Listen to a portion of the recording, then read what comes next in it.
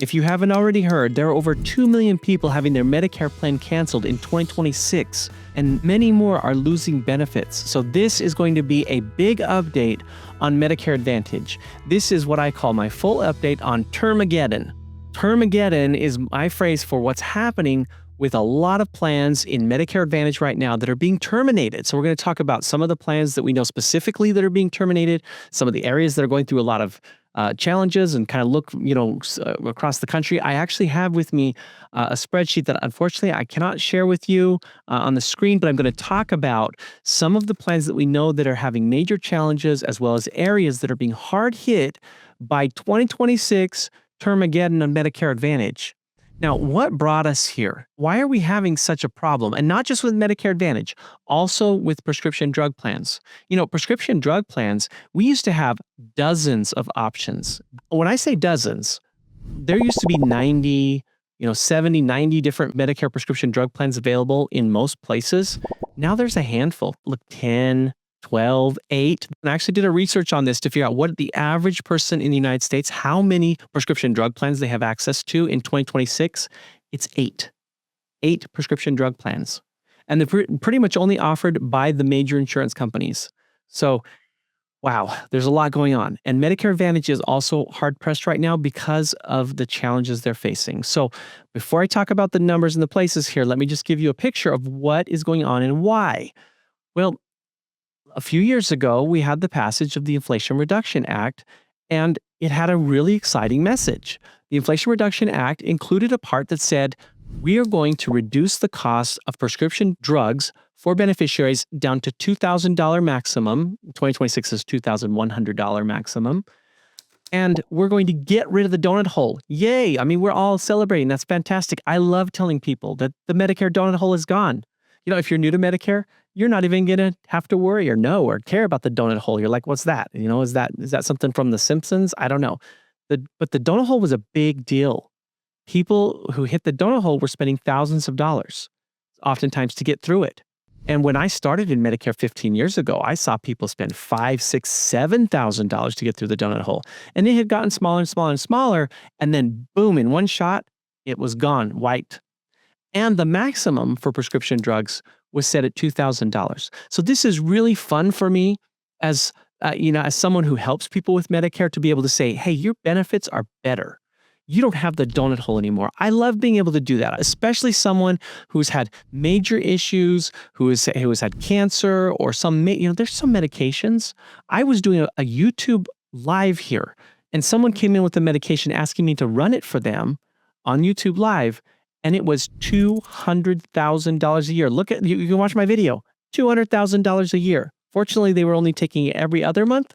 So, it's just $100,000 a year. I mean, this is crazy, right? The costs are insane, which is the true problem with the system, by the way.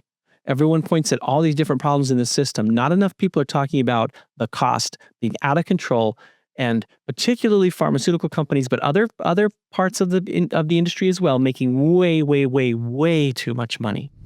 The annual enrollment period is upon us, but it only lasts until December 7th. I always recommend that you shop for Medicare plans to see if you can save money or find new benefits. And if you want help, you can call us at the number on your screen, and we will show you your options at no cost to you. Okay, now back to the video. So, with this incredible opportunity to tell people you have a $2,000 maximum out of pocket now on your prescriptions, well, that's going to cost more money. So you would assume that there would be more money going into the system so that benefit could be given to people. But no. That's not what happened. I'm like, what? Wait a minute. We all know this is what it needs. If you're going to give more benefits, you have to give more money. It's going to cost more. But instead, the Inflation Reduction Act reduced the amount of money that Medicare Advantage plans had. And no one's been talking about it. And it's been frustrating me. And I want to pull my hair out and say, because it's hard. I want to be able to tell people it's a good news message. And it is, for a lot of people, a good news message. But what we found is that people who were paying a little bit before, now they're paying a little more. And people who were paying a lot before are paying less. And everyone across the board is losing choice because a lot of companies just cannot make it work anymore, because the Inflation Reduction Act gave a great benefit, but did not give more funding. So that's the major, major problem. There are other problems too. There is an increase in oversight. I wouldn't say that's a problem, but there's an increase in oversight. Every company is being audited now. That's part of the whole Doge and saving money thing. Everyone's being audited. And so if they make a misstep, it's a bad thing. So that's good. I want them to be accountable. But everyone's being audited now. And in addition to that, there's also a spike in claims. We are still paying many claims from the days just after COVID. COVID still had this backup, this backlog of things that needed to be done, and we're feeling that. So all of this means increased costs, and that crunches the insurance companies and puts them in a tough spot. So that has brought on Termageddon. Plans being terminated, 2 million people losing their plan and having it canceled on them in 2026. Some of them, they don't know it yet. They still haven't seen the letter. And there's only one letter they send you. It's the annual notice of change letter. You've got to see that letter. But they send you a letter to tell you that your plan's going away, that it's changing. A lot of people haven't realized it yet of what they're facing. Hopefully everyone does soon. So I have a list here of a bunch of plans that are changing in areas that are having trouble. And I'm going to talk about it and let's go through it. But I wanted to give you context to understand, why is this happening? Well, people like to point fingers at insurance companies and say they're taking all the money because it seems obvious that the insurance company has the money. It's not that simple. Almost all of the money that goes to an insurance company passes through to a doctor, to a hospital, to a pharmaceutical company. That's a big place that it goes to. And so it's easy to look at the insurance company and say, you're taking all my money, but almost all of it's being passed through. And when an insurance company is literally passing through every dollar and losing money to have staff to answer the phone, they can't make it work anymore. If an insurance company has a 3% margin, meaning 3% of the money that comes in is profits, they're killing it. That is considered to be really, really good. But, a pharmaceutical company, they want to operate on 20-25% margins. Hospitals want to operate on 10-15% margins. Medical groups want to operate on 20% margins. So there's tons of margin, meaning money being made. And even though it seems obvious it's an insurance company, that's not where the big bucks are being made. So they're being crunched. And when an insurance company is crunched, they have to take something from you. They can't give you the benefits they once had. And so let's look and see. And I have not actually skimmed this entire list yet. And I don't think I'll get through the whole thing because it's so long. But what does it say? What is happening in Termageddon? So let's start here with Samaritan in Oregon. Yikes. Okay. We've got 13,513 people losing plans in Oregon in that area. Oh my gosh. Here's a big one. Minnesota. UCare in Minnesota. 174,000 people in Minnesota. They're losing their plans. And I'm running down the list in different counties. I've got Grand Rapids, Minnesota, 1,700 people there. Minneapolis, St. Paul, 103,464 people on UCare losing plans. Okay, let's go down a little bit more. Let's look at some states here. Alabama is losing 110,657 people in Alabama losing plans. It has it broken out by all the different regions and areas. It crosses over into different boundaries. I'm looking at Arkansas now, Memphis, Tennessee. 3,460 people. As a percentage of the population, that's not bad. As I scroll down through this list, I've gone through 1,000 pages now. Well, not pages, but 1,000 lines on the spreadsheet. I'm really sorry I can't show this to you. You're just looking at me saying, what is he looking at? But what I'm seeing over and over is PPO, PPO, PPO, PPO, PPO, PPO. That's really getting hit the hardest right now is PPOs. I just hit Arizona here. In Arizona, 121,688 people in Arizona are losing coverage in 2026. Again, almost all PPOs all the way down. Like this is, wow. Let's look at California. California, considering how the population of California could be a lot worse. California is 142,000 people losing Medicare coverage next year. Considering that California is, this massive state with the largest population in the country, 142,000 is a smaller percentage. But as I scroll down the list, almost exclusively PPOs, Riverside, San Bernardino, Ontario, 14,000 people. San Diego, Chula Vista, 12,000 people. San Francisco, 13,000 people. I mean, I'm going to scroll down the ways and I'm just going to scroll and stop. Just skimming, I still see PPOs everywhere. It seems like it's all PPO. That makes a lot of sense. The reason why an insurance company has a hard time with PPO is that they can't control the costs as well. PPO, people can go where they want. They don't need prior authorization, et cetera, to see a specialist. So it's harder to control the costs. And it's not because, a lot of people think the insurance company is trying to control me. And if that happens, we need to raise the alarm, right? And we're here to support you in that case. Like, we are your advocate. I don't work for an insurance company. I work for you. I don't work for the government. I work for you. So when you say, hey, I'm having a problem, when you have a good agent, you come to that agent. If you're with PlanFit, you come to PlanFit. And if you're not, still come to us. We'll help you. But you come to us and we say, what's the problem? Well, I got this bill. It says I owe $10,000. Don't pay it, right? That's the first thing we say. Don't pay it. Let us look at it. Let us talk to the doctor. Wait, let's look at your insurance plan. Hey, your insurance plan says you were supposed to pay $50 for this and they're billing you $10,000. We're not just going to tell you that. We're going to help you. Let's get on the phone. Three-way call with the insurance company, three-way call with the doctor's office, whatever it takes to get that resolved, right? That's what we do. That's what a good insurance agent does, who is focused on you. We represent you, right? So why do we see the PPOs going away? Well, because insurance companies have a hard time controlling the cost. And most of the time when they can't control the cost, most of the time, it's not for medically necessary stuff. If you don't have controls in place, there are doctors that will take advantage. I know it's taboo right now to say anything negative about a doctor, especially since COVID was just a few years ago. But hey, I'm sorry to break the news to you. There are bad people there. And it's not the majority, but it's enough that it can cost billions and billions of dollars. Hundreds of billions was discovered that was being siphoned out of Medicare by a fraud ring that had connections to foreign entities and foreign actors. I mean, crazy stuff. So we have to have some controls in place, right? And the fact that original Medicare has fewer controls than Medicare Advantage makes it more prone to fraud. But I've gotten down, I'm at line 4,713 where I found Kansas. In Kansas, 89,122 are losing coverage next year almost entirely on PPOs. That seems to be the pain point, that Medicare Advantage plans cannot maintain their PPOs going into next year. Louisiana, 75,000 people. Scrolling down, Maryland, 58,000 people. North Carolina, oh, this doesn't look good. 234,000 people in North Carolina are losing plans. Mostly PPOs from major insurance companies.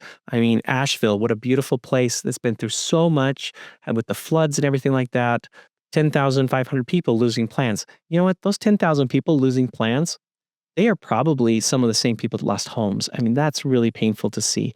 All PPOs in that area. One last one. Let's just go down a smaller state, New Hampshire. Small state, but 48,000 people.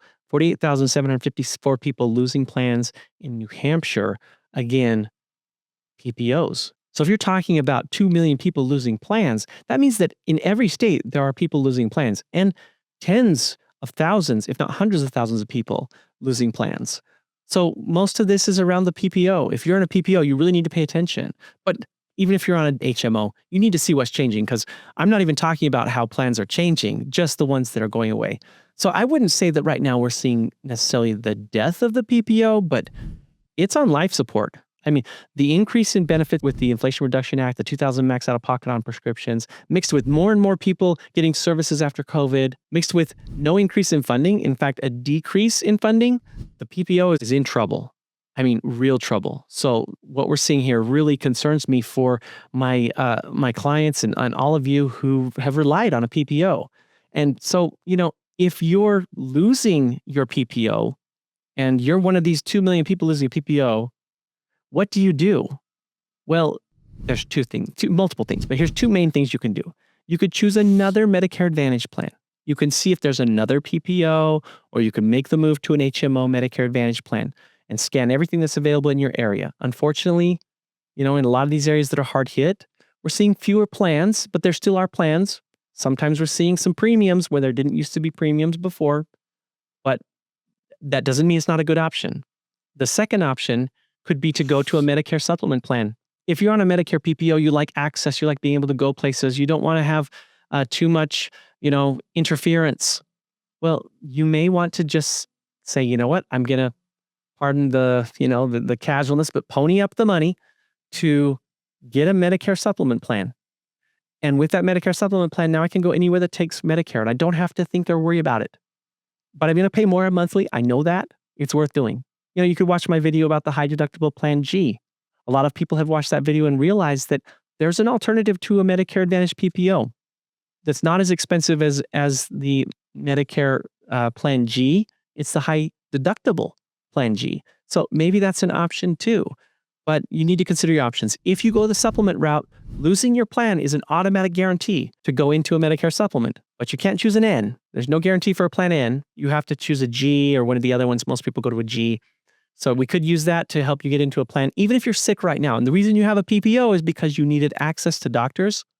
If you're really sick right now, you're going through cancer, you're doing some different, having real challenges in your life, this might be the only opportunity for you to get a Medicare supplement plan. And you really probably should take it. Unless money just doesn't work if you're in that situation.